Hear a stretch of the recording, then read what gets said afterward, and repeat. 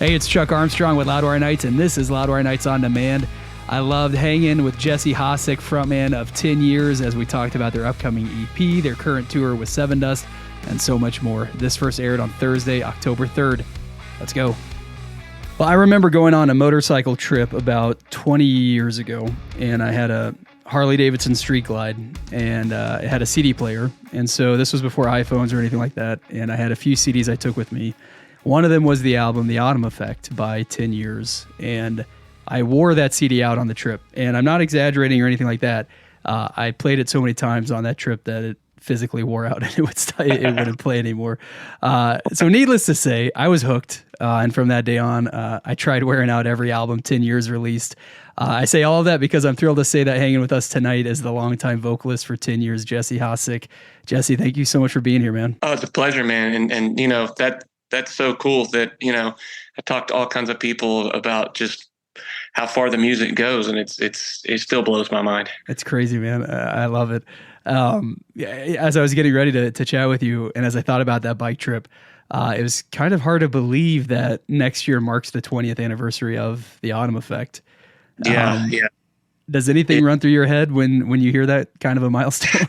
It's surreal in a way because, you know, this is the entertainment business it's a vicious thing. It can chew you up and spit you out. So to have any level of longevity or staying power within the industry is like, that's a small percentage that lasts. So we're very grateful for the support that's allowed us to last this long. Yeah. Well, and yeah, I mean, talking about longevity and lasting this long, here we are getting ready for the next release from 10 Years, the digital EP Inner Darkness, which features some familiar songs from the last couple of years, as well as some brand new tracks. How's it feel to have this wrapped up and ready for release? Man, it does feel like a weight lifted because post-COVID, everything just got kind of flipped. You know, we released an album, literally, we finished recording it and mixing it in February of 2020. So little did we know what was coming. So yeah. That's probably why it's taken so long to do stuff, because it just kind of changed our whole lives. We all stayed home. It did make us stop long enough to really get settled into like family life and a whole different lifestyle. But we've had tons of stuff written. It's just a matter of like putting it all together to where it kind of starts to make sense. And it feels good to finally have a body of work out. And this should be, it's kind of a two-part thing. We're going to do a couple of EPs that will come together into a full length. So we're excited about that whole process. Right on, man. Well, one of the tracks on Inner Darkness is a new version of your song, The Optimist, featuring a very special guest with Kia Taylor from Conquer Divide, who you've been on the road with for a bit already this year. And I think you're going to continue touring through October. Did this special guest spot with Kia come out of you guys being on the road together? Like, did you start talking about it? No, it actually happened because we talked with them, and Brian had contact with them first, but we actually got on like a Zoom call thing and talked about music and just kind of interviewed each other. And they, you know, we listened to their stuff, and we knew that we were going to be going on tour together. And we just wanted to kind of, because The Optimist was released a while ago, and it was just kind of like a test release to see how the public would take it. And we deep down always thought that it had something. So we wanted to, you know, with a re-release, try to make it new in some way. And her voice is pretty awesome. How it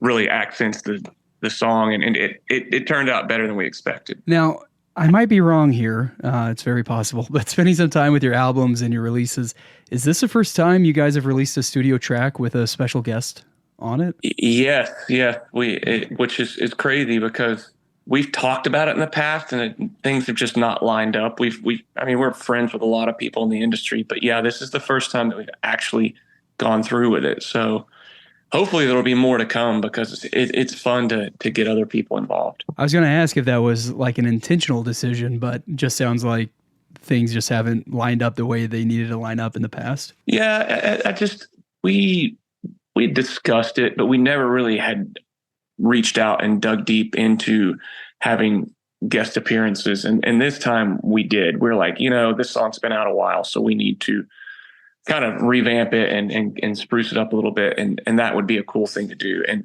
to have a female vocalist on there, I thought was a really cool concept too, Yeah. because I don't know. She's got a great voice. Yeah, she does, man. And like you said, just I don't know, it comes together really well on the track, and yeah, it gives that song a whole new life, which is really cool. Yeah, yeah. It was fun. I think Inner Darkness is also your first EP. That isn't a live Yeah, EP. Yeah.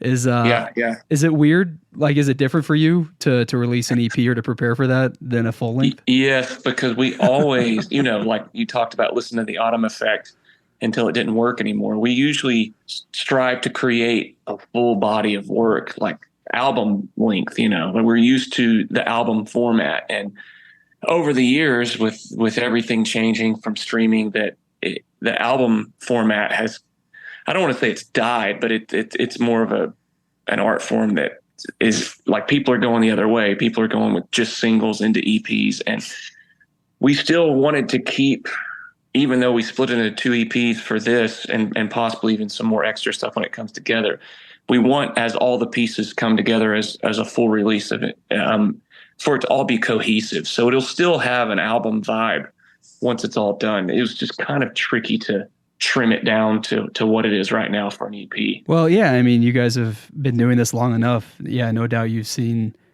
the industry change multiple times, and the way people listen to music or buy music or not buy music change Yeah. a lot too. And so you kind of have to adapt, I imagine. Yeah, and we've noticed, just even talking to other friends and other artists, that like we nickname it the long release, is like you kind of have to dangle the carrot more, because nowadays people's attention span, it's not anyone's fault. It's just how much we're exposed to. And it's like, we're constantly consuming things and we're binging things. So it's like, we could spend 2 years making an album and people will binge it for a month. And then when are you going to release more music? So it's almost like the trickle out or the slow release keeps people hanging on. But we used to our old style of just the album format. Like, we want to put it all out, but it was kind of discussion with the label and just kind of adapting to the times, and hopefully, well, not hopefully, we know that the second follow-up EP won't be nearly as long. It's slated to come out pretty soon after. Sweet. Yeah, I was going to ask you about that. And then I imagine sort of them coming together for the full album some point next year. Yeah, definitely. And then that's when also discussions with the label on how to do things. Like, we originally were wondering if we wanted to do physical EPs, but because we want things to go to vinyl and like other formats like that, we're waiting till it's all in the album links before we do that. Right on. No, that makes sense, man. And that makes me happy to hear that too, as a avid fan of the physical product of music. Yeah. It's it just comes from what we grew up with, and the full length album always makes you fully immerse yourself into it. It's not just single song. It's, even though it's different than what you guys maybe prefer or what you're used to, it's still pretty incredible to me to hear you talk about like doing things for the first time in your career, like a first special guest or a first EP, like this many years into doing what you're doing, like still checking off boxes for new things. Yeah. And it's wild to even think of it that way, because we weren't really thinking about it while we were doing it. And then we did kind of step back and go, oh yeah, these are still firsts.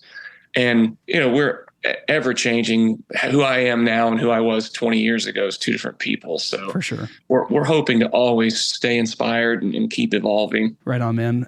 You did an interview once, by now I think it was about 10 years ago actually, but I think about it a lot because you said that one of the things you attribute to the band's continued growth is that you have the guts to challenge yourself to do something you haven't done before. Yeah. That was a decade ago, but do you still kind of think that's one of the most important aspects of the future of this band? Yeah, it's one of those things where you have to embrace your identity and your tendencies. Like, we're going to sound like 10 years, but we really try not to kind of rip ourselves off and just kind of fall into a pattern of creating the same album over and over again. We're fans of all different types of music, so we like to try to trickle that into where we're at with ourselves in life. And just from album to album, when people are going through our catalog, it's just different colors and emotions and different periods. So that's that we try to do that and not just be like, and that's also what takes so long. Sometimes I'll come up with some lyrics or come up with some melodies and go, oh, never mind, I already did that.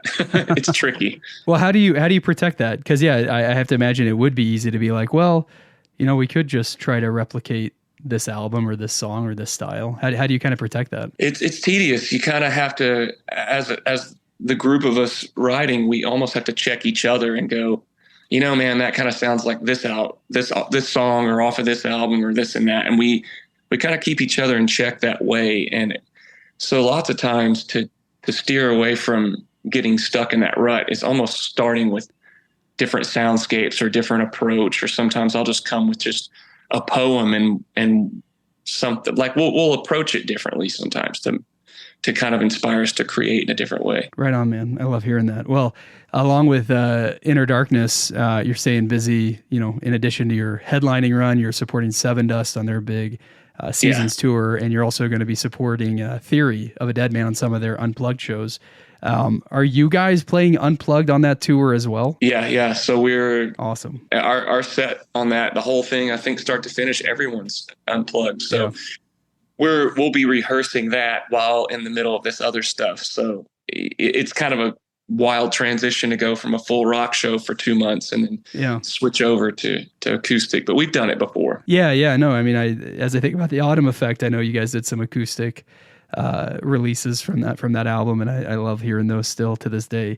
But I have to imagine, man, like whether it's your own headlining run or opening for a band like Seven Dust, that's slightly different than doing the Unplugged thing. It's quite a bit of a different emotion for sure. Like and it's fun to do those things. It's just kind of switching gears. But like with Seven Dust, it's full energy, full emotion, interacting in the crowd. And then like to do the Unplugged stuff with Theory is going to be more intimate, almost like we like to talk about the songs and get almost MTV Unplugged vibe where it's communicating with the crowd. Right on. Yeah. It's an interesting thing, man, when a band can do that, when a band has the high energy music that you want to go see and you want to just, let loose at a live show, but also the same songs where you really want to soak it in. And so I'm really excited for that, man. And we'd like to change them too. So from heavy electric to acoustic, you'll hear a song and be like, whoa, that's totally different than the original. We released a live, it was a virtual concert called Deconstructed, and we released it on streaming. And we just went through our back catalog. It's like 18 or 19 songs and completely rewrote all of our songs to turn into this like acoustic vibe. I love that. And it was probably more work than writing an album. I was going to say, yeah, because you're so used to playing the songs in one certain way, the way you wrote them. Yeah, definitely. So plenty of live shows, man. Inner Darkness, the follow-up EP, then the culmination of a full album next year. It seems like enough probably to keep your plate full, but is there other things on the horizon that you see for the band? Just immediately is just really trying to, where we're going to finish up this year in November and try to take the pretty much November, December, and part of January off to like buckle down and really work on the second EP and cleaning it up and putting it all together and just trying to wrap it all up to where it's not strung out for too long. And then there will definitely be more touring to follow that. So right on, man. Can't wait for that. Jesse Hasek, thank you so much for hanging, man. We've got your tour dates for all of your different runs at loudwire.com, and listeners can grab them and stay up to date with everything going on in your world at 10yearsmusic.com. It was truly a privilege to have you on the show, man, and hopefully we can hang again soon. Thank you so much, man.